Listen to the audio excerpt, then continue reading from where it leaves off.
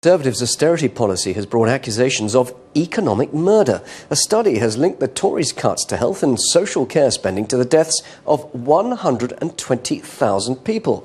Published in BMJ Open, it's a medical journal, it says that there were over 45,000 more deaths in the first 4 years of austerity than was expected.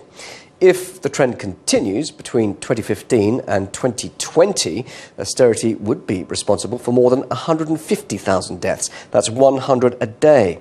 Public spending would need to increase by 25.3 billion to return death rates to the level they were before the Tory government. Well, for more on this, I'm now joined by the National Secretary for the People's Assembly Against Austerity, Sam Fairbairn. Sam, evening to you. Astonishing figures here. I mean, really, could this be the case that over 100,000 people have died because of austerity?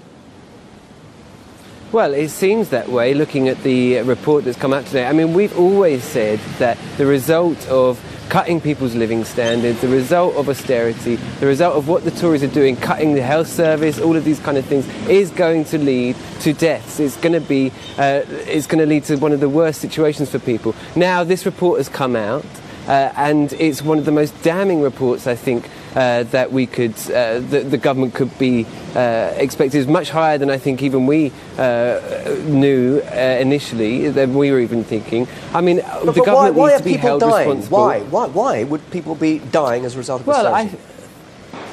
Well, I think you need to look at how the government has cut health and social care. You look at people were dying on hospital corridors just last winter, but it's actually a lot deeper than that. I think if people can't afford to feed their families, they can't afford to live their life as they do, that does have a big impact on people's health. We've already also seen that disabled people have been dying for a long time now, actually, which isn't reported enough because of the changes, the cuts to benefits and these kind of things. Now, this is just an absolutely damning report. I mean, it's shocking, and I don't understand why it's not headline news all across Britain right now, but it's just not. I think the government needs to be held responsible. They need to resign. What do you make of John McDonnell then saying he wants an emergency budget? We heard all this fiscal policy from McDonnell, didn't we, in the lead up to the general election? And many experts said his fantasy economics simply didn't add up. All very well, of course, we've got to stop deaths, but actually the economics that the Labour Party are proposing are simply unrealistic. Well, that's not true. I mean, actually, if you look at the run-up to the election, the Labour Party's manifesto was the only manifesto that was costed.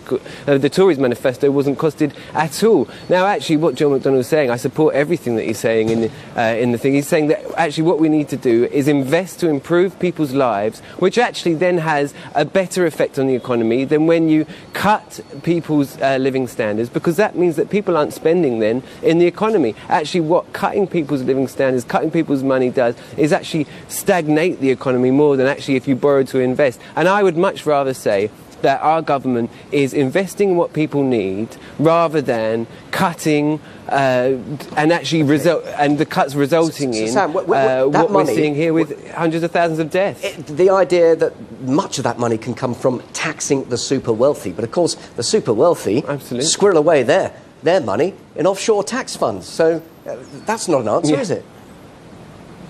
Well, I think the government could act to close these tax loopholes. They've said that Theresa May said she was going to do that, but she's obviously done virtually nothing about it, as the Paradise Papers have shown. But I think it's not. You know, we've got one of the lowest corporation taxes in Europe.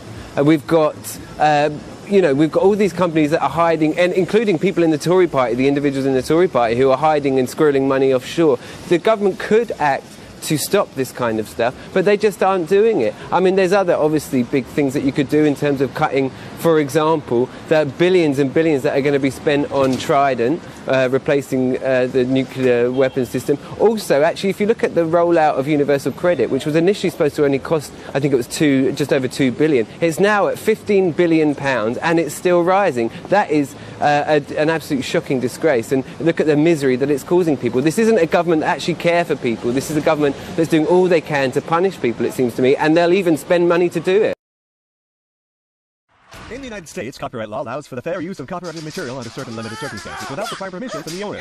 Under the law, determinations of fair use take into account the purpose of the use, the nature of the copyrighted work, the amount and substantiality of the work used in relation to the work as a whole, and the effect of the use upon the potential market for the copyrighted work. Other jurisdictions may have similar copyright provisions protecting fair use or fair dealing. If you are uncertain as to whether a specific use qualifies as a fair use, you should consult a qualified copyright attorney. You have the right to take it down.